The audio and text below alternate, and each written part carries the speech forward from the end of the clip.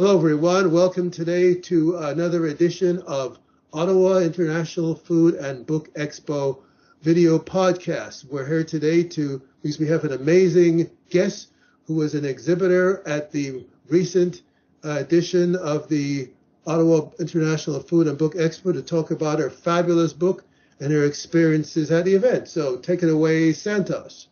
Rabbi Nyajesus, Rebecca Duen, did her studies for theology and started her ministry, God's Coming Kingdom International. She was interested to know about the mark of the beast, 666, and that which led her into a 15-year-long study until she found out the meaning of the numbers and who the beast was and is. Now she is teaching and traveling. Her latest book, Queen of Kings, Empress Nyayecu, Elect of God of the Kingdom of Canaan, United Afro States, Southern Sudan, Wakanda, Hebrew Israelites, True Biblical History Origin. Embark on a regal journey with Empress Nyajesu, chosen by the divine as the elect of God to reign over the Kingdom of Canaan and the United Afro States, including Southern Sudan and Wakanda. Witness her majestic rule and the splendor of her kingdom. Thank you so much, Rebecca, for joining us today and sharing with us this wonderful book you've written. Awesome. Thank you very much, Rebecca, for coming on our podcast today. You know, as we know, the Ottawa International Food and Book Expo, we just had our edition, April the 27th and the 28th for the Ottawa International Food and Book Expo. It was our effort to bring together diversity of voices, experiences, and perspectives, and what we were planning to have as a beautiful celebration of the Canadian mosaic and a beautiful celebration of, you know, Canada's spirit of tolerance in terms of bringing together people of all backgrounds, authors, artisans, and food vendors. We incorporated food as a part of the show, particularly this year, because food, in our view, was to provide a festive backdrop to our celebration of bringing communities together. So with that said, we're definitely enthusiastic to hear about what your experiences of the event and as an exhibitor, and then get into more in terms of your book, your upcoming book, which sounds like a fabulous book, and maybe some of your experiences and what inspired you to write your book. So what's your thoughts on your experiences of the event, Rebecca? Yeah, absolutely. I'm really glad that you asked that question, because I think the event was so wonderful. I have had a very good time, even the first day on the 27th, and I see my coworkers, my friends, they were doing great. They loved the event, and we can wait for the next year to join again.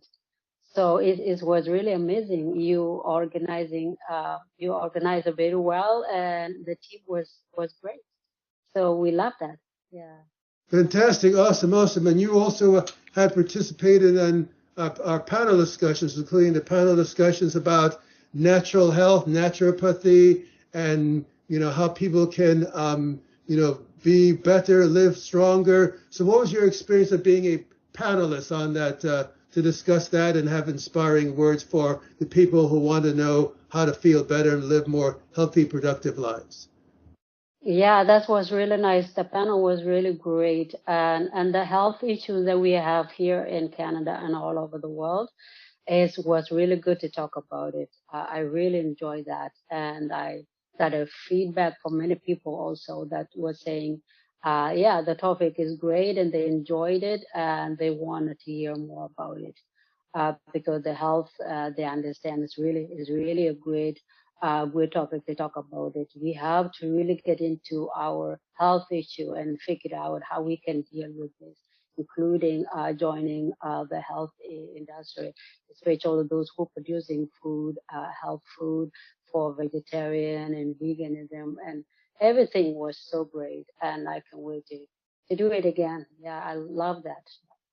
Awesome. So we definitely look forward to you being exhibiting next year in 2025. What sort of any sort of feedback that you received from people that came to your kiosk that stood out in terms of people who coming talking about the event, or your kiosk in particular? Any sort of comments that came particularly to mind in terms of your experience? Yeah, a lot of comments came to us. That people were saying they were really proud. They were saying that the event that you organized, you organized it well, and they were glad to be a part of it. Everybody enjoyed it. It really was a very good event. Yeah, absolutely. Awesome. That's great. Yeah, because that's our intent, to bring people together, communities, all diversities together. And definitely. So definitely it was great for you to be at the event and to share all your inspirations from your book and in terms of your experiences as well. So what sort of inspired you to write your book? What was your source of inspiration? Yeah, the source of inspiration is based on the history of Ethiopia. Not only in Ethiopia, but the Solomonic dynasty or the kingdom in Ethiopia that has been there for a long time, in 12th century, and even before that, because it was started by Solomon and Queen of Sheba. And it date back from the Israelites or Hebrew history. So has been, well, I can say because I'm a descendant of the kingdom, and I've been here in Canada since I was younger. And the kingdom has been removed in 1974 in Ethiopia, but it has been in South Sudan because it have many branches. So the branch of Sudan has been operating there in Sudan. And because Sudan too have issues of this political issues we have been dealing with. So we, as a royal family, has been scattered, has been sent abroad. So that's what has been inspiring me. And there has been a change. Those who have been in the royal family in Sudan, they have been moved on. And in 2022, Her Majesty Mary, the Queen Mary, passed away, and she's my mother who was in the throne, and I became the heir. And yet I am here because the situation in Sudan and Ethiopia politically has not changed. But I have been encouraged that now is the time for me to take the role.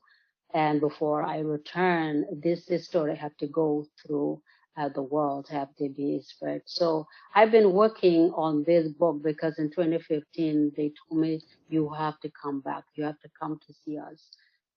You've gone for so long, but we need you now because Sudan has been divided. Now there is South Sudan and there is North Sudan. And Ethiopia has been going through her transformation since 1974, and nothing has been working. So now we really do need you. And I went back in 2015. I went back. I visited Ethiopia. I spoke with people there. I did establish the ministry. And then in 2017, they called me back too. I went there. There has been so many issues in Sudan because of the civil war that started in 2013. So I started working on the book in 2015. After on the return, when I returned back, when I visit them there in Africa. And then in 2019, they called me back to go back to Ethiopia, and also at the African Union conference that happened in Addis Ababa. I was called into the meeting because the vice president of Southern Sudan had been put in jail for a long time. He was living in South Africa.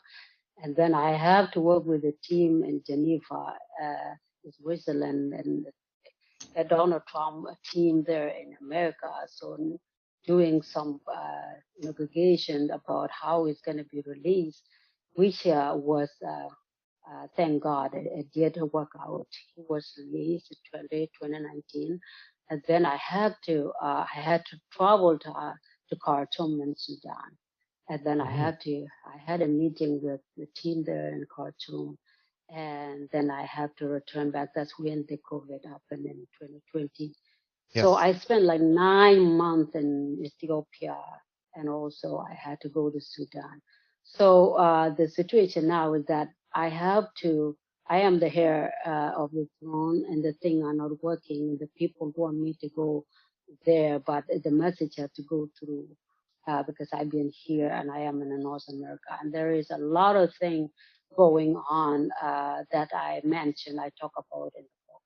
So there is a process to this, and that's why I am here. That's why I wrote. So your book is like somewhat of a memoir about your sort of experiences and your, going from Ethiopia and South Sudan and coming to Canada. Is that sort of a part of your book? Actually, it's not a part of my book. It's not included on this book. This book is going back to the history, basically, because there's something that is like going back on. in the time. Yeah, Okay. I have to. Then. It's a historical book. Yes. It's really historical book because I have seen the reason why there is a thing that are going on politically. Is I seen that is a lack of knowledge of who the people are. So they don't really know and understand what has been going on for a century. So they have to learn the knowledge. They have to have a basic knowledge and understand who they are. So this is like a history book about me, also about the people of African descent all over the world.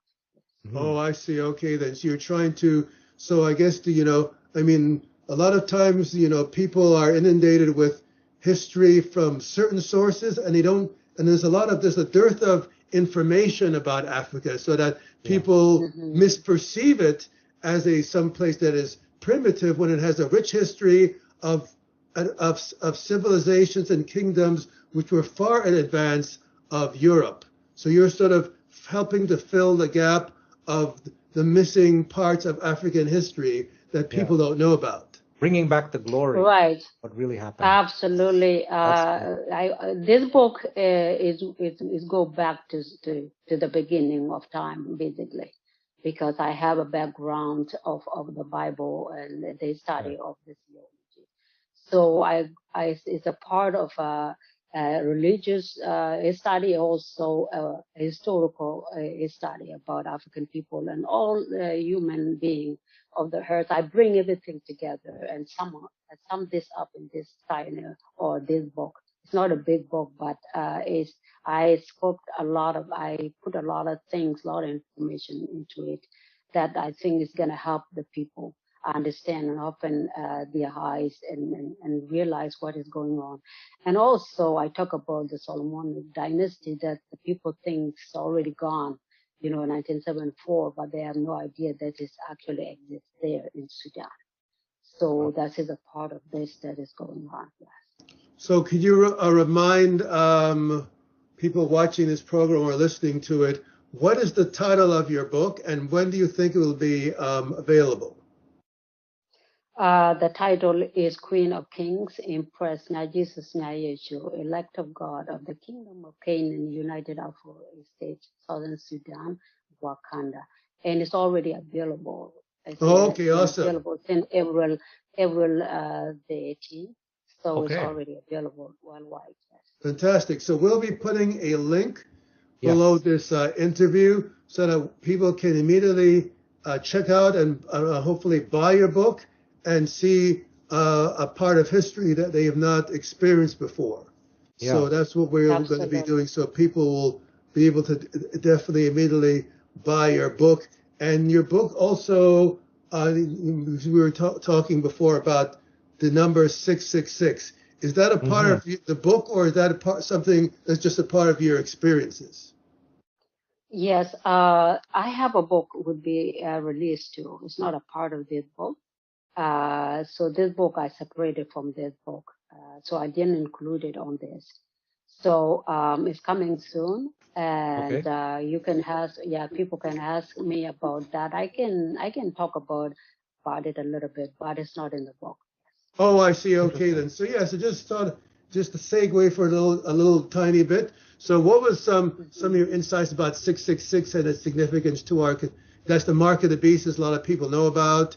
It's linked to Armageddon, sort of demonic entities, like a warning. You know, a lot of people were talking about mark of the beast and stuff like that, and relatively more recently. So what is your insight on 666, and how does that relate to the experiences that people have nowadays? Because I know that, you know, there seems to be more talk of war. There's more social injustice, oppression. You know, how does 666 relate to what is going on and the experiences that people have, whether it's stuff on the news or things in their own life? Yes, absolutely. This is it's something to do with everything when you think about it. Um, but the only situation is that all the scholars, the religious leaders have been seeking to understand this for a long time. And when I began my study, my studies began in 2003. And at that time, I was doing music and I was really young. My passion is music. I released my first album in 2000 called Crying for Freedom. You can also find it on YouTube and everywhere. So I was doing modeling. I also was one of the background actor at the conversion of the teenager drama queen by Lindsay Lohan. So I was doing a lot of things at that time until this come to well, I'm a dreamer. I do have visions and dreams. So God told me, or God gave me a vision and said, no, this is not the way. I want you to learn something. And you have to go to theology to learn some secret things that going on in the earth.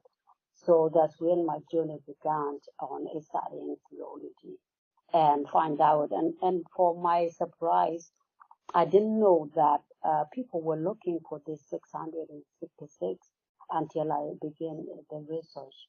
And I found out it's just a big topic that many books have been wrote according to this. And there is still no solution even today. And even though I learned the truth about it, I haven't been known. I'm not a known person. I'm still been hidden person or somebody that nobody knows. So that's what's going on. So 666 is Revelation chapter 12, Revelation chapter 13. It's go depth into not only that, Ezekiel 37, 38, 39. It's go all over the Bible, basically. And it's not only a one religious thing, it's a combination of everything and humanity and all faith involved into this. Okay. So you're also like very aware of numerology and those kind of things. Like each numbers have certain things. The calculation basically. They said calculated according to a rule. You can calculate it according to Latin or calculate it according, but it's not about calculation really. We did that too. We tried to do it according to how human knowledge acquired or is, but this is a godly knowledge. It cannot be understood or understand according to God mind. I mean, human mind have to be a God way, yes, to understand it. Interesting. And Ray, sorry, I wanted to I don't know if this is appropriate. Yeah. Ray, sometimes you say you kind of see that number, like a similar number, like 666 sometimes. And I was wondering, is there any connection, seeing recurring? I see 1111 a lot. Is there any kind of connection with the spirituality? What are your thoughts on that, Rebecca? Just you're getting your expert opinion. If you're seeing recurring numbers.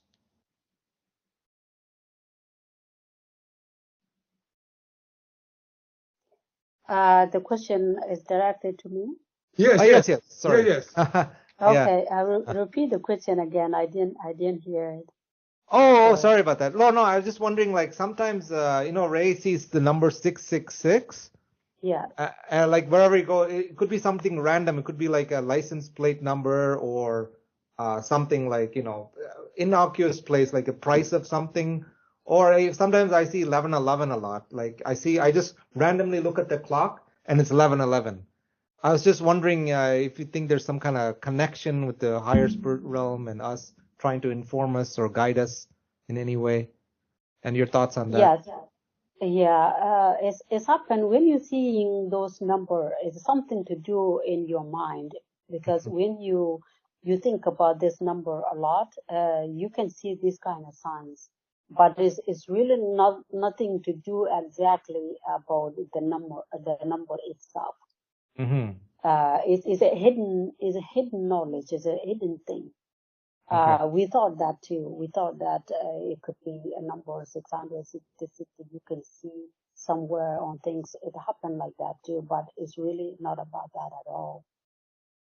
Yeah. Awesome. Yes. So what are there sort of activities, like how does one, are you involved in any sort of community initiatives that you're trying to inspire? Like as a rabbi, like how long I didn't quite get to ask this yet. How long have you been a rabbi, and how for people listening and watching who are inspired by your words, and are there sort of community initiatives that you're sort of championing, or did you think that people should get involved in? How can people listening to you and being inspired by your words sort of engage themselves in the community in a way which they can get involved with, as far as, any insight? Are there any insights you have on that? Or is there community activities that you're seeking to promote? Anything at all in terms of motivating people spiritually who listen and watch this program? Yes, absolutely. It's a good question. My mission has been actually going overseas in Africa. I did establish the ministry in Ethiopia and Sudan, also in Cairo, Egypt. So now that I am here, I wanted to establish it here by doing some event that I can speak up now that the book is available. I can, because the second book is also going to be available soon. So what I can do is, for those who want to learn, I'm going to be creating some programs, some event. They can come and I can speak to them and make them understand what is going on. Awesome. So you have one book that's that they can buy, or is it just one book, or is it another book that's coming, or? Yeah. The book that is talking about this topic, about the mark of the beast, is going to be available, yes. Oh, okay. It's already done. It's already written, yeah.